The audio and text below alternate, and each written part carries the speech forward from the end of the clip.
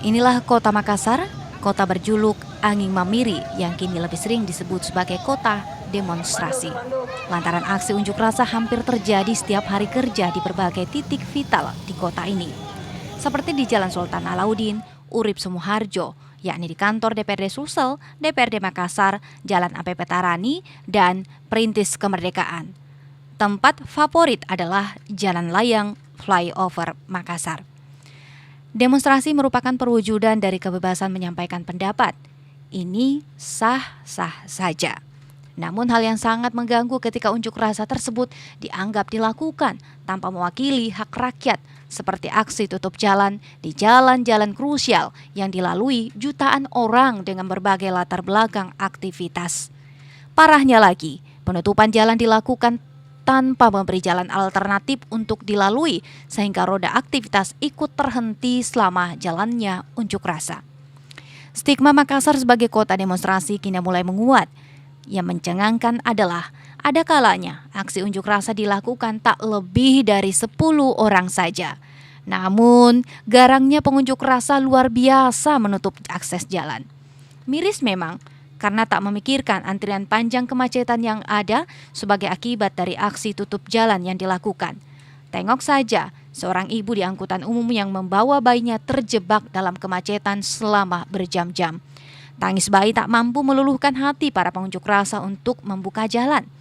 Justru semakin menaikkan pamornya, bahkan meningkatkan kepercayaan diri para pengunjuk rasa dengan dalih menyampaikan aspirasi. Sadarkah kita bahwa sebagai manusia harus saling menghargai hak setiap orang? Jalan merupakan akses publik yang harusnya tak boleh ditutup untuk kepentingan yang tak seberapa dibanding dampak negatif yang ditimbulkan jauh lebih banyak. Tak tahukah kita bahwa dari jajaran kemacetan ada ojek online yang tengah mencari nafkah sekedar untuk memenuhi kebutuhan hidup istri dan anak-anaknya untuk makan, membeli susu maupun popok bayi. Atau tengoklah penumpang di PT-PT dengan berbagai urusan, memilih angkutan murah lantaran kemampuan yang terbatas.